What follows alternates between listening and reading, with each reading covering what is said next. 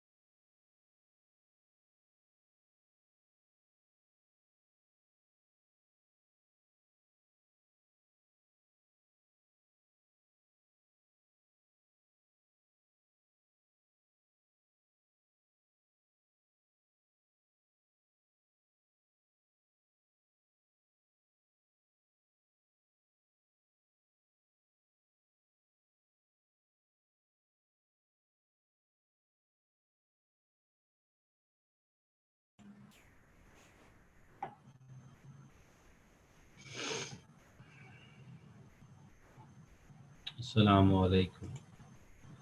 मैं वैसे आज मेरा इरादा था कि अगर आप लोग नहीं आते तो फिर मैंने एक फाइनल वार्निंग देनी थी, लेकिन चलो काफ़ी हद तक लोग आ गए हैं।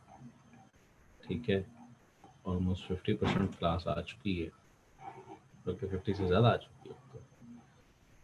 तो इसको मैं फॉर्मली स्टार्ट कर लेता हूँ। और एक चीज़ ज़हन में रखो अल्लाह के बंदो, अब अगर आपने कोर्स जो है वो ऐड करवाया है तो उसको पढ़ना भी तो है ना।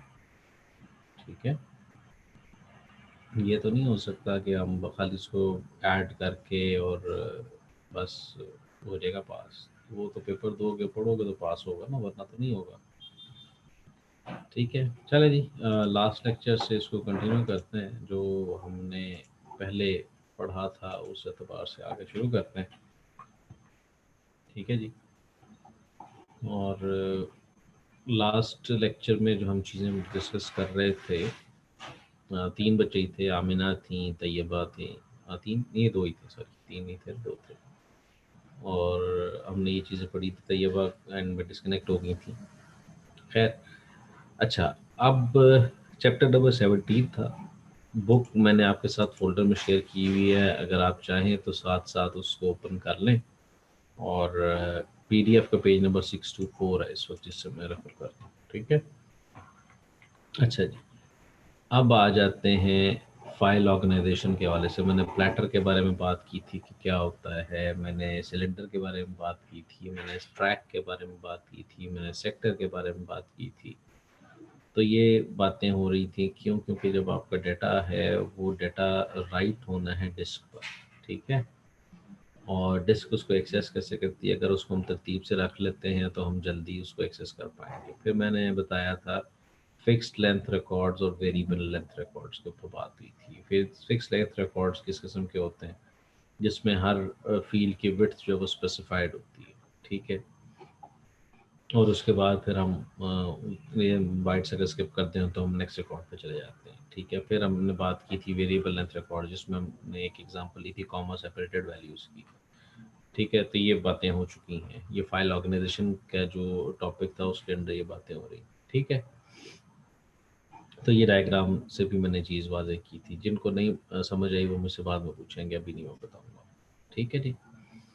अच्छा, अब जो ऑर्गेनाइजेशन के हवाले से बातें हैं वो क्या हैं? उस ये फाइल्स के ऑर्गेनाइजेशन के हवाले से बातें हो रही थी। और फिर एक टर्म मैंने अगर आपको पढ़ाया है, ऑपरेटिंग सिस्टम पढ़ाया है, तो उस पर मैंने कुछ बातें की होंगी, जिसमें अल्लाह आपका भला करे, मैंने आपको डिफ्रेगमेंटेशन के हवाले से कुछ बातें की होंगी। लेकिन चलें, अगर नहीं है तो उसमें एग्जांपल इस तरह से है कि एक जो स्पैन्ड है और एक अनस्पैन्ड है, वो किस किस्म की चीज़ें एग्जिस्ट कर रही हैं। स्पैन का मतलब क्या है कि एक जगह से ज़्यादा हिस्सों पे वो पाया जाता है। ठीक है, और अनस्पैन्ड जो वो एक जगह पे ही पाया जाता है। तो यहाँ पे इसकी एक फॉर्मल डेफिनेशन लिखी होगी। ठीक है, ये देख लें। Pointed an the first block to the block containing the remainder of the record. ठीक है, इसको कहते हैं जी span, because record span on more than one block. अच्छा, ये ब्लॉक का जिनको नहीं क्लियर, पहले वो मैं बता देता हूँ। होता ये है कि जनाब आपकी डिस्क को ट्रैक्स और सेक्टर्स में डिवाइड किया जाता है। आसान ज़ुबान में जब आप अपनी यूएसबी फ्लैश ड्राइव को फॉर्मेट करते हो तो फॉर्मेट करने के वक्त आपके पास एक वो चीज़ बनती है, क्लस्टर साइज जिसको कहते हैं। ठीक है, वो एक ब्लॉक कंसिडर करते हैं, 64 KB का बन रहा है, 4096 बाइट्स का बन रहा है, वगैरह वगैरह। अब होता ये है कि आपकी एक फ़ाइल है वो एग्जिस्ट करती है, सपोज़ एक ब्लॉक है आपका 4 KB का। ठीक है, और आपकी फ़ाइल है 13 KB की, 13 KB की। ठीक है, तो वो क्या करेगी, पहले ब्लॉक ऑक्यूपाई हो जाएगा 4 KB, अगला ब्लॉक ऑक्यूपाई हो गया 4 KB, 8 हो गया। फिर अगला ब्लॉक ऑक्यूपाई हो गया 4 KB, 12 हो गया। अब वो जो 13वां KB है वो क्या होगा, वो नेक्स्ट कोई एक ब्लॉक लिया जाएगा और उसके अंदर उसको इस्तेमाल किया जाएगा, और 1 KB उसका इस्तेमाल होगा। बाकी 3 KB जो है वो अनयूज्ड रह जाएगा। ठीक है, क्योंकि वो डिफरेंट फाइल को उसमें ऐड नहीं करते। फिर उससे जो नेक्स्ट ब्लॉक है उसमें दूसरी फाइल को रखा जाएगा। अब अज्यूम ये करते हैं कि जो दूसरी फाइल है वो भी 12 KB की फाइल थी। ठीक है, और ये वाली हमारी 13 KB की फाइल थी, फाइल ए पहली वाली। जो पहली वाली फाइल थी, ये गौर से सुनने वाली बातें बेटे, तब ये चीज़ क्लियर होगी, क्योंकि मैं इस वक्त चले मैं बनाता हूँ, ठहरे मैं वाइट बोर्ड पर बना के ना फिर समझाता हूँ, ये समझाना जरूरी है। अब ये देखें जी, मैं इसमें एक बॉक्स बनाने लगा कि देखिए जी बॉक्स कहाँ से बनते हैं, ड्रॉ और दिस बॉक्स। अब अज्यूम करता हूँ मैं कि नहीं बना बॉक्स, ये एक क्लस्टर है, ठीक है। फिर मैं दोबारा से सेम बना रहा हूँ, तो वो साइज़ में थोड़ा सा फ़र्क आ सकता है, तो उसमें परेशान नहीं होना, क्योंकि मैं एक इसको उससे बना रहा हूँ क्या कहते हैं, फ्री हैंड से, ठीक है। तो फ्री हैंड में थोड़ी सी गलती होने के चांसेस है। इसको थोड़ा सा ऐसे करते हैं, ये ओरिजिनल ब्लॉक्स थे, इसके बाद मैं कलर चेंज करने लगा ताकि मुझे ब्लॉक डिफरेंट नज़र आए। 4 KB का ये ब्लॉक आ गया और एक और 4 KB का ब्लॉक फिलहाल मैं ऐड कर देता हूँ, ठीक है। अच्छा, अब हुआ ये इस सूरत हाल में कि ये जो पहला ब्लॉक था, इसके ऊपर मैं टेक्स्ट लिख देता हूँ कि ये फाइल ए है, a.doc, ठीक है। इसी तरीके से मैं इसको कॉपी करके आगे रख लेता हूँ। 4 KB यहाँ पे आ गए, 4 KB यहाँ पे आ गए, ठीक है। a.doc, ठीक है जी। उसके बाद यहाँ पे आ जाए जी a.doc, तो ये 12 KB यहाँ पे पूरे हो गए। और यहाँ पे जब आएंगे तो a.doc का ये ब्लॉक है a.doc, और ये 3 इतना इसका एक छोटा सा हिस्सा उसने रख लिया, बड़ा नाम तो मैं पूरे लिख रहा हूँ। अब यहाँ पे एक नई फाइल आई जिसका नाम था b.doc, ठीक है। और यहाँ पे आ गई b.doc, तो मैं इसको चलो 8 पे कर लेता हूँ, एक और दफ़ा बनाना पड़ेगा। अब ये फाइल जो थी ए वाली, इसको हमने क्या किया, मॉडिफाई किया, मॉडिफाई करके इसका फाइल एक्सीड करके, ठीक है, ये बन गया जी 20 KB, ठीक है। अब हुआ ये कि भाई यहाँ पे 4, 8, 12 और 16 KB तो यहाँ पे है, और 20 KB किधर जाना है। तो हम क्या करेंगे, इसको एक और ब्लॉक को ड्रॉ करेंगे जो कि हमारा यहाँ पे एक अलग बनेगा, बल्कि होता है, बनाना नहीं है, यहाँ पर। और यहाँ पे हम इस फाइल को दोबारा से लिखेंगे और इसका नाम हमारे पास होगा a.doc, फिर से। अब यहाँ पे हो क्या रहा है, अब मैं एक फ्री हैंड अगर यहाँ से बनाने की कोशिश करूँ, तो ये एक लिंक ऐसे बन रहा है, एक लिंक ऐसे बन रहा है, एक लिंक ऐसे बन रहा है, और एक ये लिंक ऐसे बन रहा है, ठीक है।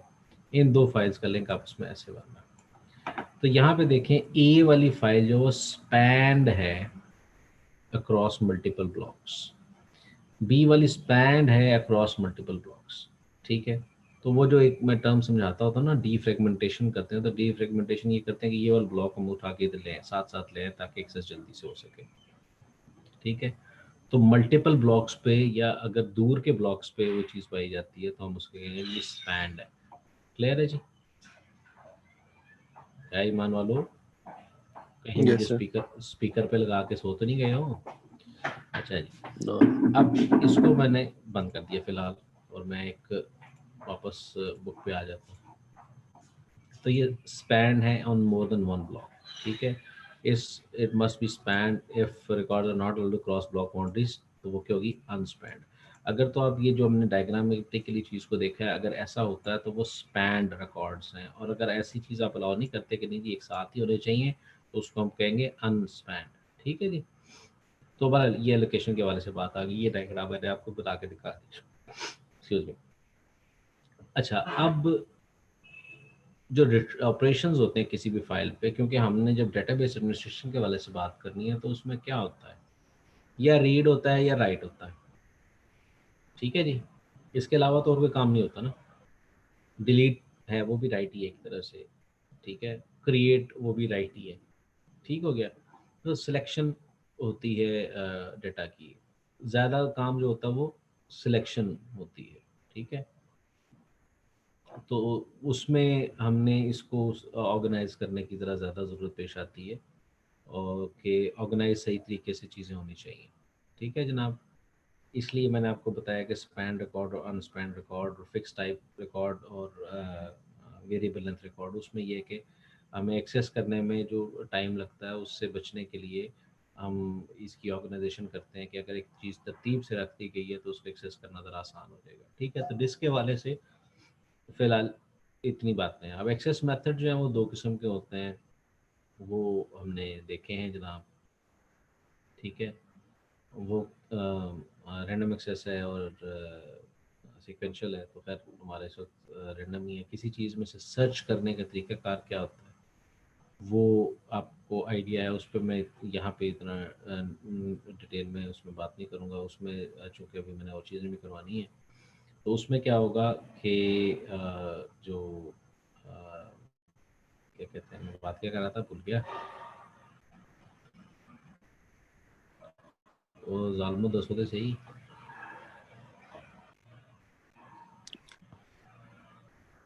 अच्छा, मैं बेसिकली मुझे पता है मैं क्या कर रहा था, लेकिन कई कई दफ़ा आपको पता भूल जाता था, लेकिन मुझे इस वक्त पता था। इस वक्त मैं जानना चाहता था, कौन जाग रहा है, सारे सो रहे हैं। वही 2 किस्म की तरीके से डाटा को सर्च किया जाता है। एक तो लीनियर सर्च है। लीनियर सर्च होती है, आपको पता है कि हर रिकॉर्ड को हर दूसरे रिकॉर्ड के साथ मैच किया जाता है। ठीक है। दूसरी सर्च होती है बाइनरी सर्च, जिसमें आप उसको डिवाइड कर देते हैं। और तीसरा हिस्सा जो हमने वो बाइनरी सर्च की एक एग्जांपल पढ़ी थी, वो इंडेक्स थी कि अगर आप कुछ ब्लॉक्स के ऊपर इंडेक्स लगा देते हैं, प्राइमरी इंडेक्स होता है, सेकेंडरी इंडेक्स होता है। इंडेक्सिंग अभी मैंने फिर से पढ़नी है, लेकिन ये है कि सर्च इसकी बात हो चुकी है। ठीक है। तो लीनियर सर्च होती है और बाइनरी सर्च होती है। लीनियर सर्च जो है वो अगर हमारे पास रिकॉर्ड जो है वो ऑर्गेनाइज्ड ना हो तब भी हो जाती है। ठीक है। और उसके बाद जो है अल्लाह का भला करे कि लीनियर सर्च जो है वो मतलब अगर तरतीब ना भी हो तब भी होती है, लेकिन बाइनरी सर्च में हमें तरतीब लगानी पड़ती है। तो बाइनरी सर्च की जो है वो मैं इतनी कहानियाँ नहीं कर रहा। आप लोगों ने इसको पढ़ा होगा सॉर्टिंग के एल्गोरिथम्स में। ठीक है। और आसान ज़ुबान में चलें उसको समझाने के लिए बताता हूँ, क्योंकि which is not the scope of this lecture. तो नंबर एक उसका जो तरीक़ाकार है वो ये है कि आप सबसे पहले करते हैं उसको, सपोज़ 1 से लेके 100 तक के रिकॉर्ड्स हैं, तो आप उसको 4 हिस्सों में तक़सीम कर देते हैं। ठीक है, मतलब 1 से 25, 26 से 50, 51 से 75 और 76 से 100। ठीक है। आप कहते हैं जनाब 77 को ढूँढें, 77 को ढूँढें, तो आप क्या करते हैं, आप उसको मिड पॉइंट से कंपेयर करते हैं। मिड पॉइंट इस केस में 50 है। क्या वो 50 से छोटा है या 50 से बड़ा है? अब यहाँ पे सॉर्टेड डेटा होना बड़ा ज़रूरी है। ठीक है। अच्छा, अब सॉर्टेड डाटा के केस में ये है कि आप उसको तरतीब लगा के रखेंगे और देखेंगे कि आप 50 से बड़ा है। अगर वो 50 से बड़ा है तो आप उसको पहले 1 से 25 और 26 से 50 वाले हिस्से पर ही देखेंगे। ठीक है। आप 50 से आगे वाले हिस्से देखेंगे। आप 50 और 100 के दरमियान वाले मिड पॉइंट को देखेंगे जो कि 75 है। फिर आप देखेंगे हाँ 75 से बड़ा है या जो 75 से छोटा है। अगर 75 से छोटा है तो 51 से लेके 75 तक देखेंगे, और अगर 75 और से बड़ा है तो 76 से लेके 100 में देखेंगे। अब चूँकि हमने 77 या 77 को ढूँढ रहे थे, तो वो 75 से बड़ा था, तो हमने पहले 3 हिस्से 1 से 25, 26 से 50, 51 से 75 इनको छोड़ दिया, इसमें से सर्च ही नहीं किया। और हमने फिर आगे लीनियर सर्च की। पहले उस 77 को कंपेयर किया 76 से, फिर कंपेयर किया 77 से, ओहो! सेकंड हिट में मिल गया। इसका मतलब ये है कि हमने जो 77 कंपैरिज़न्स करने थे, उसकी जगह हमने 2 और 3, 1, 2 और 3, 4 कंपैरिज़न के अंदर वो चीज़ मिल गई। एक तो 50 से किया, एक 75 से किया, एक 76 से किया और एक 77 से किया। ठीक है? तो 4 कंपैरिज़न में 77 कंपैरिज़न की बजाय 4 कंपैरिज़न्स में हमारा काम हो गया। तो ये हमारा बाइनरी सर्च एल्गोरिथम था। ठीक है? तो ये जो ये कहानी है ये आपको बता रहा हूँ। ठीक है? इसको उर्दू तर्जुमा करके बताया मैंने। फिर हमारे पास वो इंडेक्सिंग थी। इंडेक्सिंग को हम अगले चैप्टर में देखेंगे। उसको अभी हम इतनी डिटेल से भी नहीं देखेंगे। ठीक है? तो इससे क्या होता है, बाइनरी सर्च से हमारा जो सर्च क्राइटेरिया है वो हाफ हो जाता है, मतलब जो सर्च टाइम है वो हाफ हो जाता है। ठीक है। फिर हम हैशिंग भी करते हैं। हैश आपको पता है, मुझे बताने की जरूरत नहीं, इंफॉर्मेशन सिक्योरिटी में आप पढ़ चुके हैं। तो हैश क्या होता है, कैसे कैलकुलेट करते हैं। तो भाई हैश जो है वो वैल्यू को हम क्या कर लेते हैं, हैश कैलकुलेट करके हर फील्ड के एंड पे रख लेते हैं, और जो डाटा आप ढूंढ रहे होते हैं उसका हैश कैलकुलेट कर लेते हैं। अल्लाह खैर सलाह, वहाँ से भी मिल जाता है सेकेंडरी की के तौर पे। ठीक है, हैश टेबल वगैरह, तो इस तरह से भी किया जा सकता है। ठीक है, तो ये ऑर्गेनाइजेशन के हवाले से बात हो गई थी। ठीक है, ये इसलिए बाकी अब उसको हैशिंग के ऊपर हम डिस्कस नहीं करेंगे। आ जाते हैं जी आगे। अब अगले जो चैप्टर था जो उसमें करवाना था, यहाँ तक किसी के जहन में कोई सवाल हो तो पूछ लें। No sir. Okay sir, email आई है भाई। ठीक है चलें, अभी तो मैं आपको पढ़ा रहा हूँ, ईमेल बाद में देखूंगा।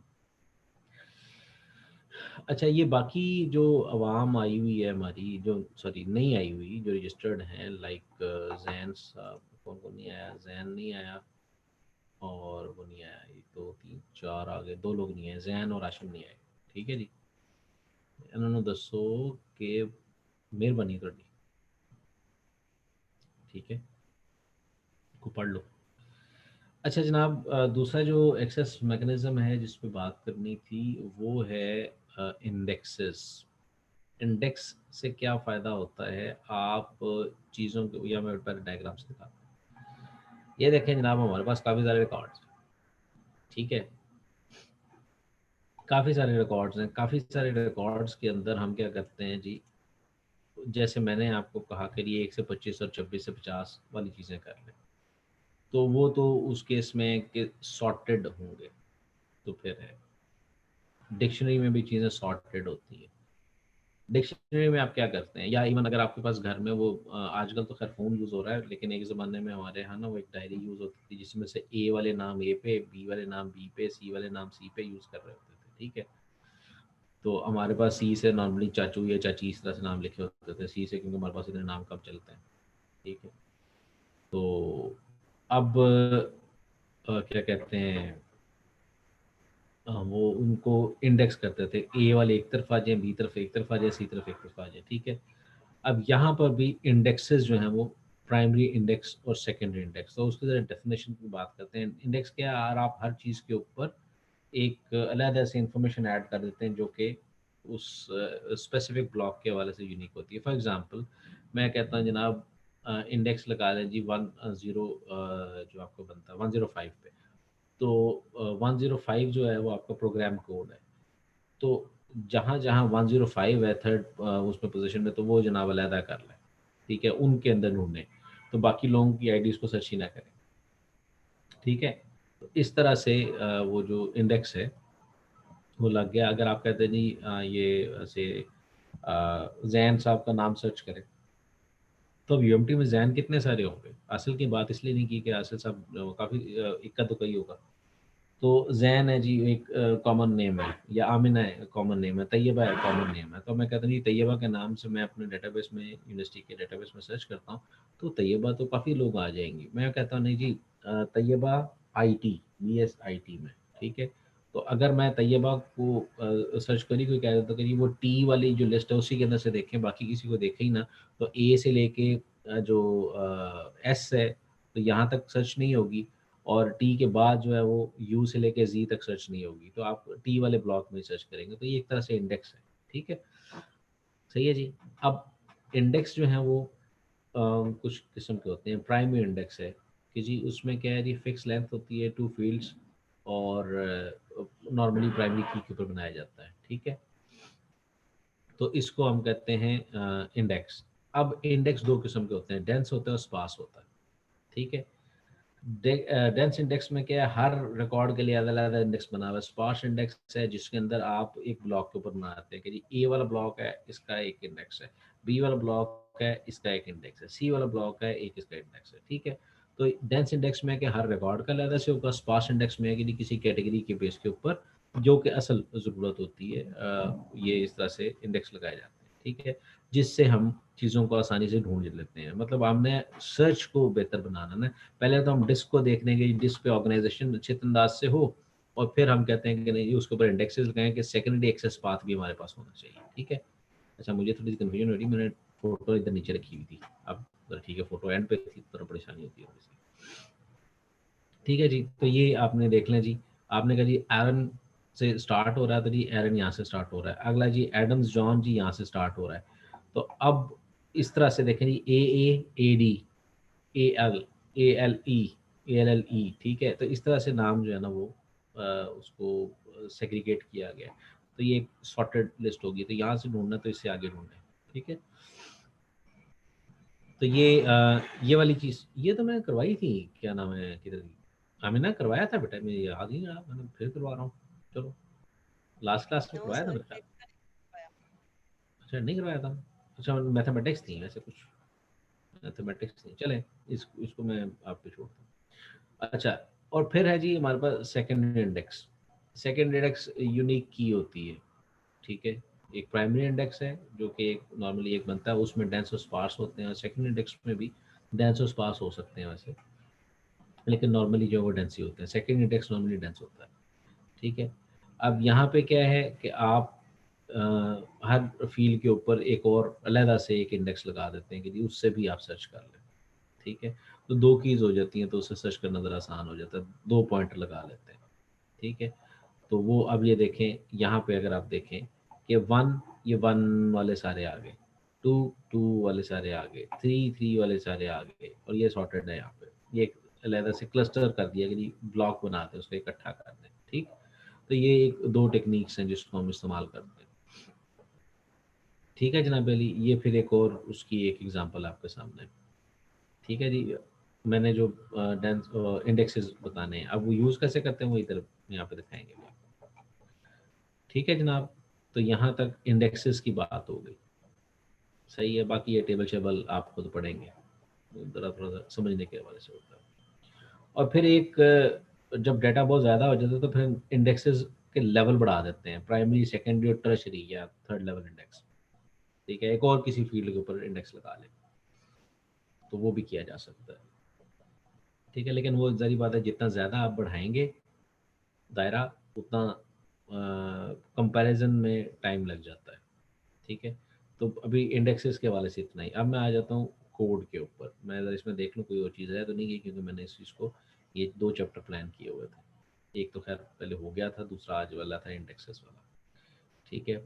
अच्छा हाँ, फाइल्स के हवाले से आपको चीज़ें पता है कि फाइल्स जो हैं वो होती हैं, क्या कहते हैं, सिक्वेंशियल होती हैं और डायरेक्ट एक्सेस होती हैं, वो बात हो चुकी है, ठीक है। तो मैं एक दफ़ा ज़रा बुक देख लूँ ना पूरी, जो मैं, ये ना हो कि चैप्टर में कोई चीज़ रह जाए और फिर मैं कहूँ कि हो ये तो मैंने पढ़ाना ज़रूर था लेकिन रह गया। अच्छा जनाब, ये हो गया, ठीक है जी, ये हो गया। अब इसके बाद अगला जो इसी से रिलेटेड हिस्सा है वो अभी मैं आपको इंडेक्सेस सिखा देता हूँ।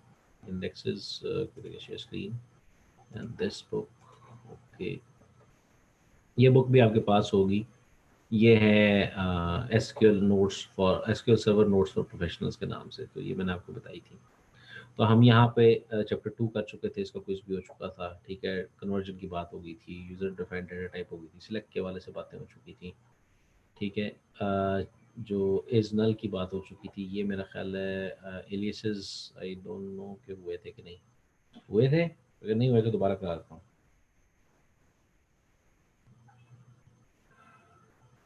मतलब फीडबैक चाहिए, मैं चाह रहा हूँ कि आप कुछ बोले।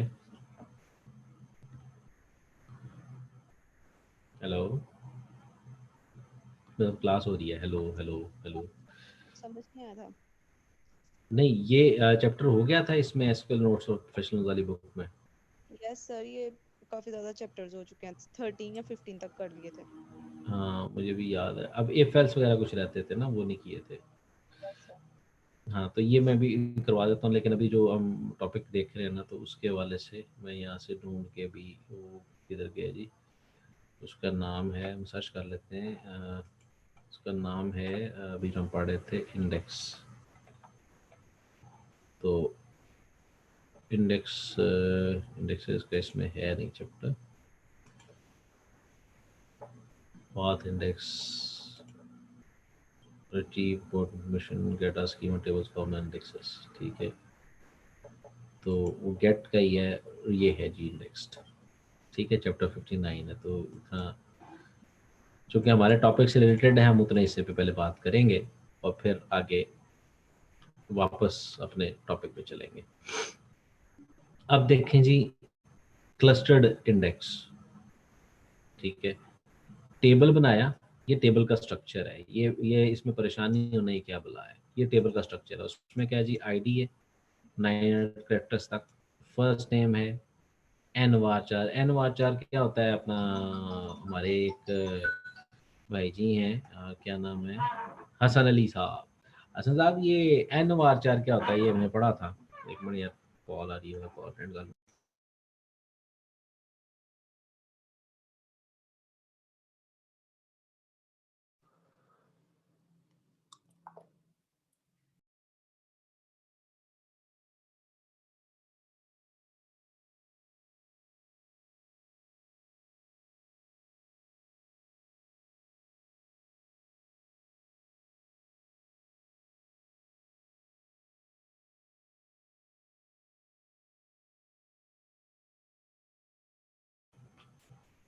अच्छा जनाब अली, हसन साहब मैं आपको सुनना चाह रहा था।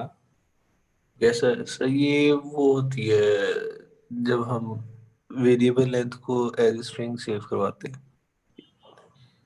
वेरिएबल एन तो वाचार होता है, एन क्या है? सर एन वो स्ट्रिंग की लेंथ होती है बाइट्स में। हम्म, ठीक है, सही। चले जी, ठीक हो गया, मैं मान लेता हूँ, लेकिन ऐसा जवाब नहीं है। एन का मतलब होता है यूनिकोड, ठीक है, जिसमें आप उर्दू को भी ऐड कर सकते हैं, ठीक है जनाब। अच्छा, अब इंडेक्स किस तरह से क्रिएट हो रहा है जनाब, ये और एम्प्लॉयज़ आईडी, टेबल की आईडी के ऊपर इंडेक्स क्रिएट किया गया है, ठीक है। तो एक क्लस्टर उस हवाले से बन जाएगा, ठीक है। अगर आपने जो है वो एक इंडेक्स बनाया हुआ और उसको आप ड्रॉप करना चाहते हैं, ख़त्म करना चाहते हैं, आप इंडेक्स का नाम लिखेंगे और टेबल का नाम लिखेंगे, ठीक है। ड्रॉप इंडेक्स, इंडेक्स का नाम, और ये ख़त्म करना है, ठीक है जी। तो ये इस तरह से ये एक बनेगा कि आप वो कर सकते हैं। फिर दूसरा जनाब, नॉन क्लस्टर्ड इंडेक्स है, उसको नॉन क्लस्टर्ड बनाना है तो आप उसको फील्ड का नाम दे देंगे, उस तरह से हो जाएगा, ठीक है। और मैं अगर चाहता हूँ कि मुझे पता चले कि इस टेबल पे कितने इंडेक्स लगे हुए हैं, तो उसकी कमांड है SHSP हेल्प इंडेक्स और टेबल का नाम, और फिर वो आपको बता देगा इसके ऊपर कौन कौन से इंडेक्सेस लगे हैं, ठीक है जनाब। तो ये समझाने के लिए इस हवाले से ये टर्म्स आपको बताएंगे, क्रिएट का, और उसके बाद देखने वाला और डिलीट करने वाला, ये कुछ टर्म्स बताएंगे, ठीक है जी। इतना ही इसके हवाले से काफ़ी। अब आ जाते हैं वापस, चूंकि प्रैक्टिकलिटी वाली चीज़ें भी हमने देखनी है थोड़ी सी, तो इंडेक्स बताना ज़रूरी था, वो मैंने आपको बता दिया था। अब इफ़ एल्स वाली बातें होनी थी, चूंकि हमने प्रोसीजर्स के ऊपर बात करनी थी। तो प्रोसीजर्स के हवाले से आप, प्रोसीजर क्या होता है, मतलब कोई काम आपने करवाना तो उसका कोई स्टेप्स होते हैं, ये करो ये करो ये करो, तो फंक्शंस जो होते हैं तो आप प्रोसीजर कहते हैं। तो उसके लिए हमें इफ़ वगैरह लिखना पड़ता है, मतलब इफ़ एल्स लिखते हैं, उस किस्म की चीज़ें लिखते हैं। कोई भी प्रोसीजर स्टार्ट होता है बिगिन से लेके एंड तक जाता है, ठीक। तो यहाँ पे जो हम एक्सप्रेशन है वो इफ़ कर रहे हैं, और इफ़ उसी अंदाज से लिखा जाता है जो बाकी लैंग्वेजेस में लिखा जाता है, जिस तरह से हम पहले लिखते आए हैं, ठीक है। इसको इंटरप्रेट भी उसी तरह से किया जाएगा, लेकिन अब यहाँ पर ये है कि वो जो कर्ली ब्रेस स्टार्ट होती है और कर्ली ब्रेस एंड होती है, उसकी बजाय यहाँ पे बिगिन आएगा और एंड आएगा, ठीक है। इसके अलावा इसमें कोई खास फर्क नहीं है, ये एसक्यूएल सर्वर में इस अंदाज से लिखा जाता है, ठीक है जी। तो equal to, not equal to उसी तरह से हैं, इफ़ उसी तरह से है, इफ़ के साथ कॉरस्पॉन्डिंग एल्स ब्लॉक होना चाहिए। इफ़ एल्स इफ़ के एंड में आपके पास एंड पे एल्स होना ज़रूरी होता है, तो वही वाली बातें हैं, तो कोई फ़र्क नहीं है, ठीक है। एल्स और स्पेस इफ़ है, ठीक है। और कुछ लोग हमारे होते हैं पाइथन वाले, तो वो एल्स इफ ELSIF होता है, उसमें ये ई मिसिंग होता है, ठीक है, तो उस तरफ ना जाइएगा। तो यहाँ पर इफ़, एल्स इफ जितने मर्जी लगा ले, और एंड पे एल्स आना ज़रूरी है, तो ये जिस तरह से बाकी लैंग्वेजेस में होता है, इसमें भी ऐसे ही होता है, ठीक है। तो सिंटेक्स के लिखने के हवाले से इस तरह से चीज़ें। बाकी आ जाते हैं जी हमारे पास केस। केस वो है जो हमारे पास बाकी लैंग्वेजेस में स्विच होता है, ठीक। स्विच केस में क्या होता है जनाब, आप सेलेक्ट केस डेट पार्ट कह दिया जी, गेट डेट करें, वीकडे से माइनस करें, अगर उसका डिफरेंस 1 आता है तो कहते हैं संडे है, 2 आता है मंडे है, 3 आता है ट्यूसडे है, 4 आता है वेंसडे, वगैरह वगैरह वगैरह। तो यहाँ पे देख लें व्हेन का कीवर्ड यूज हो रहा है, व्हेन, ठीक है। वहाँ पे case colon, case value colon use हो रहा होता है, यहाँ पे व्हेन इस्तेमाल हो रहा है, ठीक है। वहाँ पे कॉलन के बाद आगे चीज़ आप अपनी लिख रहे होते हैं, तो यहाँ पे देन के बाद लिख रहे हैं, तो इतना, ये बस राइटिंग स्टाइल का थोड़ा सा फर्क है, ठीक। अब यहाँ पे इस फंक्शन को देख लें थोड़ा सा क्या हो रहा है जी।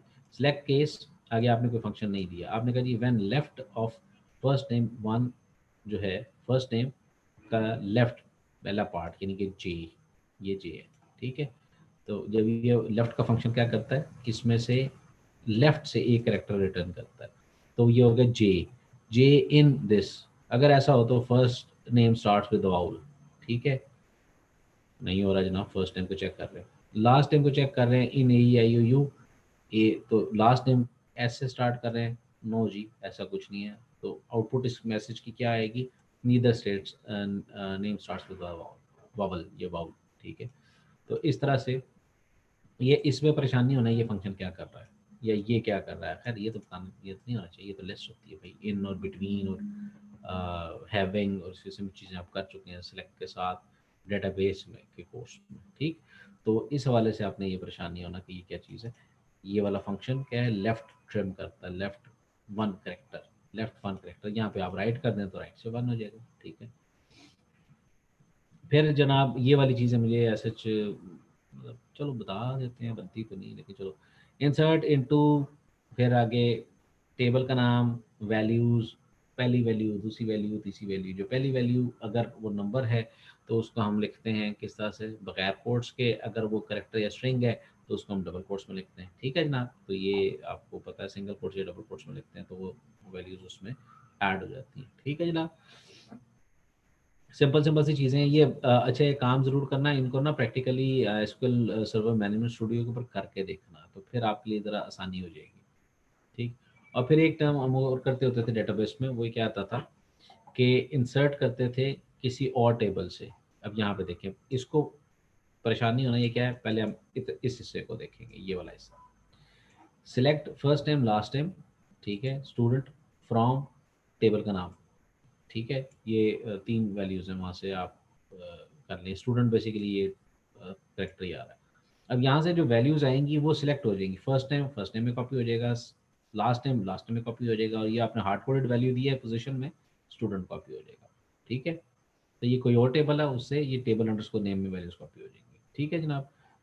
आप ये भी कर सकते हैं कि उसमें अगर तो आपने सिंगल सिंगल वैल्यूज़ देनी है तो आप हर फील्ड का नाम लिख लें अपनी टेबल की। अगर आप कहते हैं जी पूरे टेबल की तमाम वैल्यूज़ दे रहे हैं तो फिर आप इस तरह से कर सकते हैं। अच्छा इसमें एक एक्सेप्शन है, एक्सेप्शन ये है कि अगर आपकी कोई वैल्यू नल होती है, नल से मुराद है कि जिसमें आप वैल्यू ना भी एंटर करें, तो वहाँ पे आप खाली डबल कोट छोड़ देंगे, ठीक है। प्लेस होल्डर उसका रहेगा वहाँ पे, वैल्यू आप नहीं देंगे लेकिन प्लेस होल्डर रहेगा, ठीक है जी। तो इस तरह से ये वैल्यूज़ आप उसमें स्टोर करवा सकते हैं, सही है जी। अब मैं बोल बोल के थक गया हूँ, मिसाल है ना, थोड़ा घंटा हो गया ऑलमोस्ट। नहीं यार करके ख़त्म करते हैं फिर उसके बाद। समझ आ रही है कि हैवी हो रहा है जालमो? आ रही है, आ रही है। नहीं जालिम तो खैर आए ही नहीं है, जालिम तो आए ही नहीं है, जालिम तो छुट्टी पे है। बेशक। और बाद में ये आके कहेंगे सर देख लें सर प्लीज़, सर कोर्स है सर प्लीज़ देखें सर, वो पूरे फीस पड़ जाएगी सर, और फिर मैं उस वक्त कुछ कर नहीं सकूँगा, ठीक है। अब मैं आपको एक बात बता रहा हूँ, ये हर हफ्ते की वो रिपोर्ट में ले रहे हैं, मेरे से पूछ भी नहीं रहे, लेकिन ये है कि जो मेरा जूम का लॉगिन है ना, उसका सारा हिसाब रखा जा रहा है, ठीक है। मेरे जूम के लॉगिन के ऊपर सारा जो रिकॉर्ड है, कौन आया मेरी मीटिंग में कौन नहीं आया, वो रिकॉर्ड होता है, और उसके बाद हर हफ्ते उसको देखते हैं, और हर हफ्ते मुझसे रिकॉर्ड मांगा जाता है कि भाई कितने लोग आए थे कितने नहीं आए थे, तो मैं डेफिनेटली सही से बता रहा हूँ, ठीक है। आज चार, एक कौन कम हो गया भाई, 5 6 नहीं, ठीक है पूरे पूरे। अच्छा जनाब क्रिएट व्यू की बात करते हैं। वो मैंने बाल देखी नहीं, मेरे बाल ख़राब थे, मतलब बंदा बता देता है सर आपको बाल ठीक नहीं लग रहे, अच्छे नहीं लग रहे। चले अब आ जाता है व्यू। व्यू को जो मैं समझाता होता हूँ ना बच्चों को, तो मैं कहता हूँ कि ये वही है जिस तरह से अ, आमिल नागी भी है या बंगाली बाबा ने ना एक बढ़ावा बनाया, बढ़ावे के ऊपर उन्होंने कोई जादू शादू किया और असल में वो बंदे पे हो रहा था, ठीक है। तो इस तरह से वो टर्म इस्तेमाल हो रही है।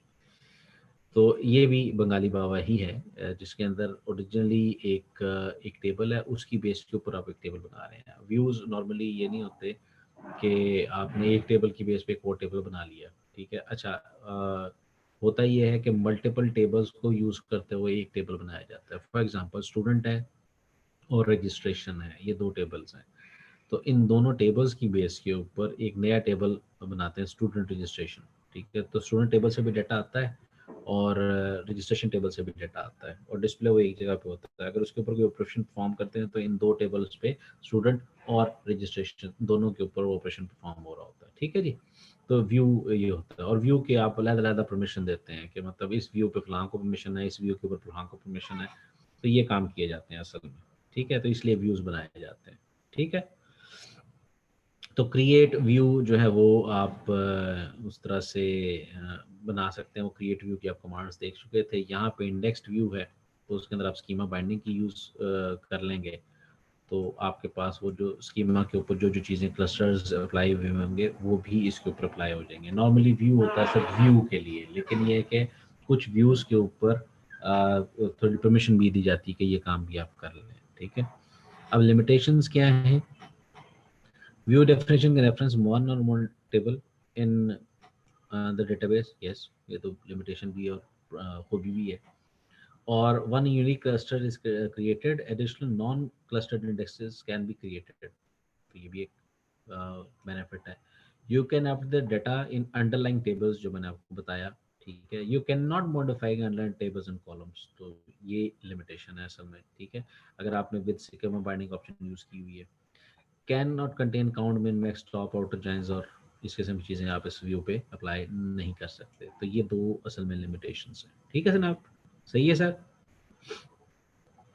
तो अब यहाँ पे देखें, create view, view employee info as select employee ID first name last name hide from employee.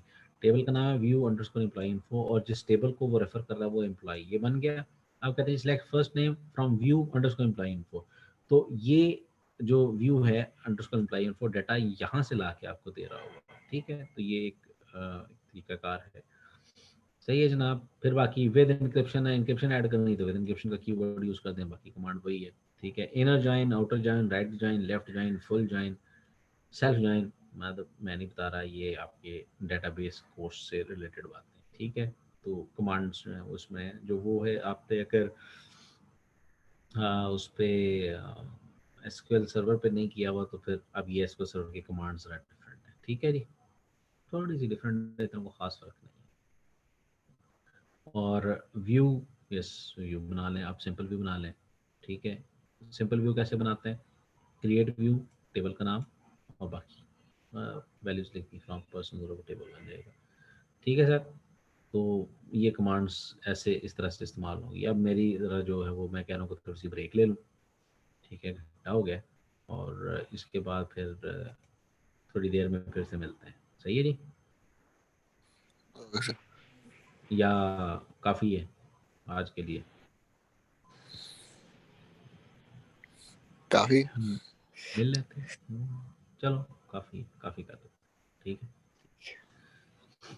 मैं भी इंशाल्लाह आपको असाइनमेंट्स देता हूँ इस चीज़ को रीइंफोर्स करने की। और एक चीज़ अर्ज़ है, आप लोगों ने अपने वो जो 2 बिली नहीं आए ना, उनको सपोर्ट करना है। सपोर्ट इस तरह से करना है कि उनकी मदद कोई नहीं करनी, ठीक है।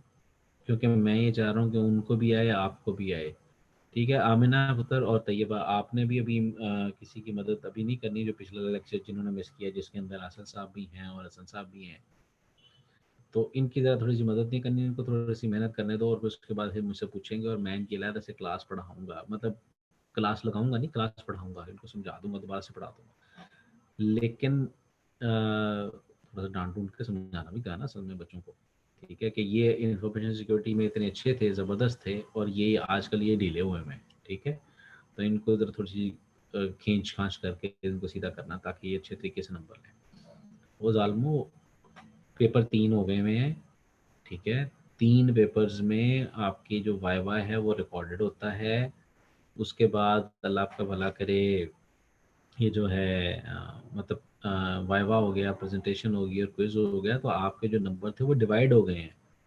तो अब हर एक में से अलग-अलग नंबर लेने हैं, तो खुद पढ़ोगे तो नंबर लोगे ना। पहले तो एक पेपर होता था, उसमें आपको पता था ये स्कोप है, ठीक है। अब वो 3 पेपर्स हैं मिड टर्म के और 3 अलग-अलग क्वेश्चंस हैं उसके, या 3 अलग-अलग उसके वो हैं सिलेबसेस हैं, ठीक है। तो उतना मुश्किल हो गया ना आपके लिए भी और हमारे लिए भी चेक करना, तो वो उसको मौका ना दो कि आपके नंबर किसी तरीके से कम आए। और ये जो रह गए हैं, ये फ्राइडे को देख लें किसी टाइम पे, जो पिछले लेक्चर रह गए, तो मैं इनको दोबारा करवा देता हूँ। जो चैप्टर अभी इंडेक्सेस से पहले वाला था, डिस्क वाला, कोई इतना मुश्किल नहीं है, लेकिन ये है कि वो इंडेक्स से पहले वाला जो लेक्चर है ना, वो आप उसके लिए मुझे बता दें, ताकि मैं ज़रा जो आपने नहीं पढ़ा वो आपको वहाँ तक ले आऊँ। आसिफ साहब मुझे पता है बीमार थे, ये सिर्फ उस वजह से हो रहा है, ठीक है। तो अल्लाह आपको सेहत दे। वैसे अभी मैंने हाल ही नहीं पूछा, सॉरी, क्या हाल है भाई अब आपका, सिया साहब? जी सर, बेहतर है काफी। चलो अल्लाह खैर करे। अच्छा, ये मैंने सिर्फ आपकी वजह से ये फैसिलिटी दी है कि एक बंदा बीमार था जिसका मुझे पता है, वरना मैंने करना नहीं था। तो आपके लिए करना है तो आप फ्राइडे को आ जाएं, तो उसमें हसन साहब भी आ जाएं, ठीक है। और जी इवन सर। सारी क्लास आने चाहे तो आ सकती है। तो फ्राइडे का मुझे कोई टाइम बता दीजिएगा, तो उस टाइम पे फिर मैं आपको ये स्कैम करवा दूंगा फिर से, ठीक है जी। तो अभी फिर मैं फ़िलहाल क्लास पॉइंट जी कर सर। लेता हूँ, ठीक है। पिछला चैप्टर एक दफ़ा पढ़ जी लें, सर। उसमें जो चीज़ें नहीं समझ आती तो वो पूछ लें, ठीक है। और अभी वाला आपने पढ़ लिया, जी सर। ठीक है जी। Thank you. Will be okay all. Sir. Attendance लग गई है, 1 2 3 4 4 लोग आए। आईडी पासवर्ड भेज दो, सॉरी, ठीक है ना, चैट में भेज दो।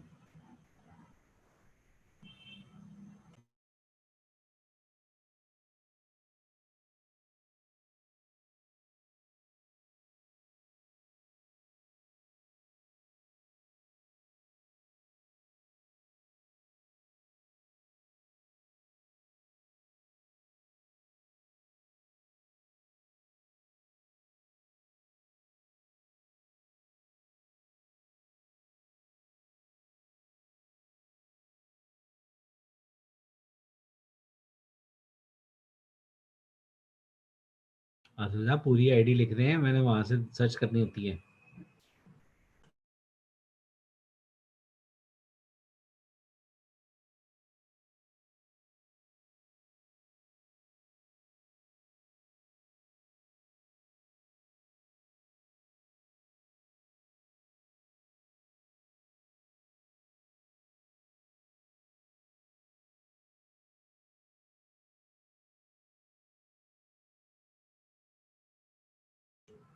तो ये बेटे आप भी कर दें, ज़रा आईडी लिख लें।